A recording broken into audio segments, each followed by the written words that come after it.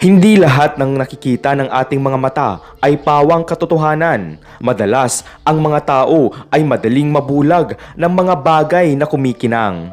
Ngunit, lagi nating pagkatatandaan na hindi lahat ng bagay na kumikinang ay ginto. Paano kung ang akala mong ginto ay isa palang basura? At paano kung ang akala mong basura ay isa palang tunay na ginto? Ito ang kwentong inyong matutunghayan sa videong ito. Pero bago ang lahat, don't forget to hit the subscribe button, pati na rin ang notification bell para lagi kayong updated sa mga bago pa nating pasabog na mga video sa mga susunod na araw mga pare koy. Kung handa na kayo, umpisahan na natin in 3, 2, 1.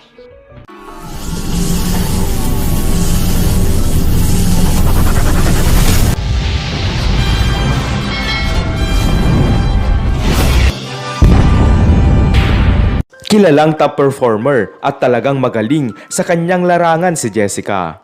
Ngunit sa kabila ng pagkilala sa kanya at mataas na tingin ng mga tao sa kanyang pinapasukang kumpanya, ay sadyang hindi maikukubli ang angkin nitong kayabangan at pagiging mapagmataas. Dahil nalalapit na ang inaasam na promotion ni Jessica bilang Head of Sales and Marketing, ay todo naman ang pagpapakitang gilas nito sa kanyang katrabaho. Subalit, tila nasobrahan naman ang pagpapakitang gilas ni Jessica dahil maging ang mga kliyente ng mga katrabaho niya ay kanya nang palihim na sinusulot. Kaya naman madami sa kanyang mga katrabaho ang galit sa gahaman at pabidang si Jessica. Bagamat hindi pa man nakakamit ni Jessica ang promotion, ay nag-aastang boss na siya at mas malupit pa siya kung umasta kaysa sa kanilang country manager. Isang araw ay excited na pumasok si Jessica dahil inaasahan na niya na sa hapong iyon ay i-announce na sa buong kumpanya kung sino ang napili sa posisyong matagal ng pangarap ni Jessica. Sa katunayan ay naghanda na rin siya ng speech dahil malakas ang kumpiyansa niya na siya lang at wala nang iba pa ang magkakamit ng inaasam ng karamihan na promotion. Sa umagang iyon ay nagkagulo ang mga tao sa showroom ng real estate company na pinagtatrabahuan ni Jessica dahil may tumigil na napakagara at mamahaling sasakyan sa harapan. Dahil ayaw magpatalo ni Jessica sa ibang mga agents ay naging mabilis ang kilos niya sa oras na iyon. Agad itong patakbong pumunta sa entrance upang salubungin ang posibleng malaking kliyente. Ngunit labis itong nadismaya nang agad ding namang umalis ang magarang sasakyan. Makalipas ang ilang segundo bago pa man tuluyang makapasok muli sa showroom si Jessica, ay mayroong isang boses ang umagaw sa kanyang atensyon. "Ma'am, pwede po ba akong mag-inquire sa inyo?" Marahang wika ng lalaki. Panandali ang lumingon si Jessica sa lalaki at tinignan niya ito mula ulo hanggang paa. "Excuse me lang no, baka nagkakamali ka ng pinuntahan. Hahaha, mamahaling properties ang binibenta namin dito. Milyon-milyon ang halaga ng pinakamura naming property. Sa itsura mo, baka nga sardinas, wala kang pambili." Sarkastikong wika ni Jessica sa lalaking gusgusin.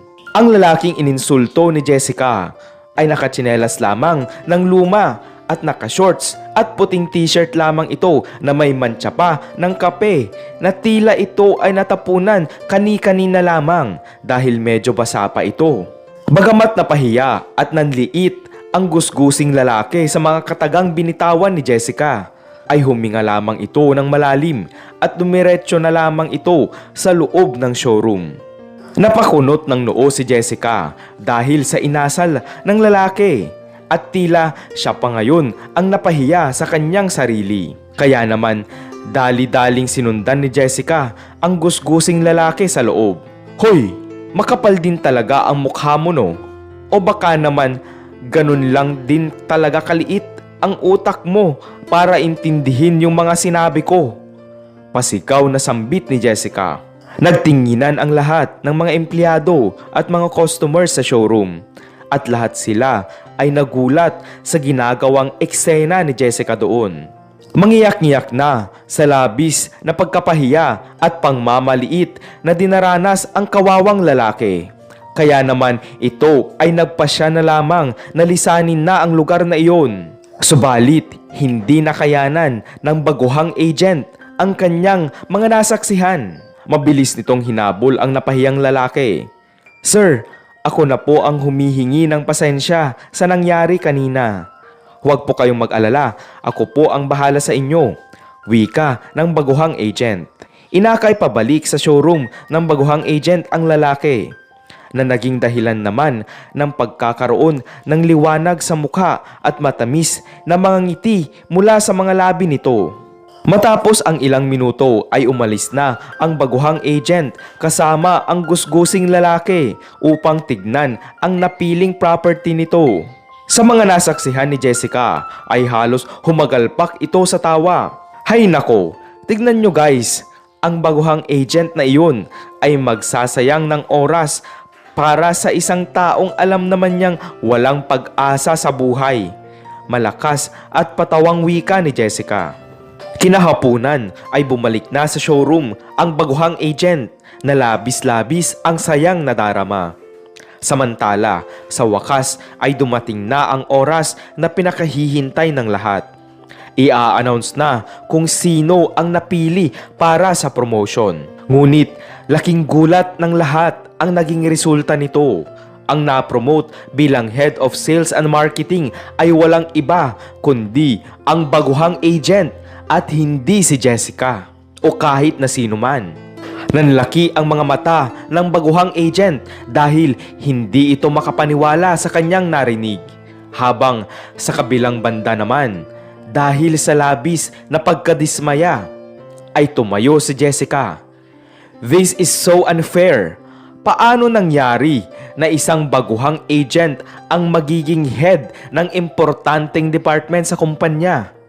I deserve an explanation.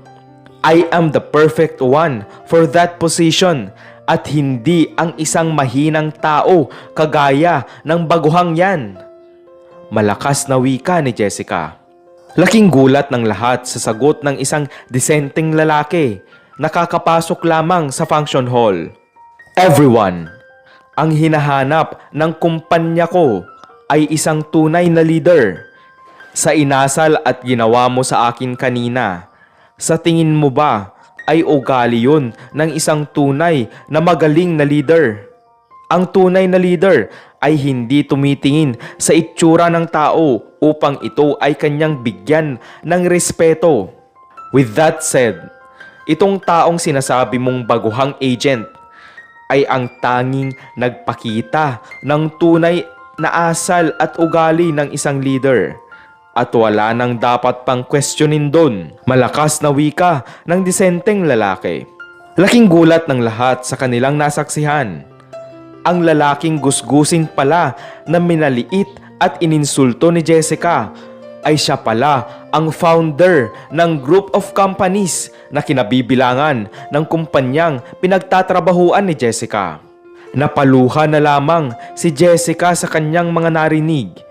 Ang kanina lamang na mayabang at mapagmataas na si Jessica ay biglang nanliit at nanlumo sa labis na hiyang kanyang naramdaman sa oras na iyon. Unti-unting lumapit si Jessica kay Mr. Lorenzo at agad itong paluhang humingi ng tawad. Isang tapik sa balikat at isang ngiti ang sukli ng mayamang negosyante kay Jessica. Sabay pabulong nitong sabi ng mga katagang, "Learn from this and I wish you all the best." Samantala, bukod pa sa mabilis na promotion, ay nakamit din ng baguhang agent ang pinakamalaking komisyon sa kanilang kumpanya. Dahil 5 multi-million properties pala ang kanyang naibenta sa mga milyonaryong mga kaibigan ng gusgusing lalaking hinamak ni Jessica. Ang magara at mamahaling sasakyan pala na tumigil sa harap ng showroom kanina ay pagmamay-ari din ng gusgusing lalaki. At kaya pala ito ay agad umalis ay dahil nasa loob din ng sasakyan ang mga milyonaryong kaibigan niya at pinauna na niya ang mga ito sa location ng mga multi-million properties na nais nilang bilhin. Napakatinding pagsisisi at panlulumo ang naramdaman ni Jessica ng oras na iyon. Ngunit nangyari na ang nangyari at nakagawa na siya ng napakalaking pagkakamaling kanyang pinagsisihan ng labis-labis. Salamat muli mga pare koy. Kung nagustuhan nyo ang videong ito ay wag na kayong mahiya na magbigay ng isang like. At kung bago ka lang sa aking channel, don't forget to hit the subscribe button pati na rin ang notification bell para lagi kayong updated sa mga bago pa nating pasabog na mga video sa mga susunod na araw mga pare koy. Hanggang sa muli, salamat!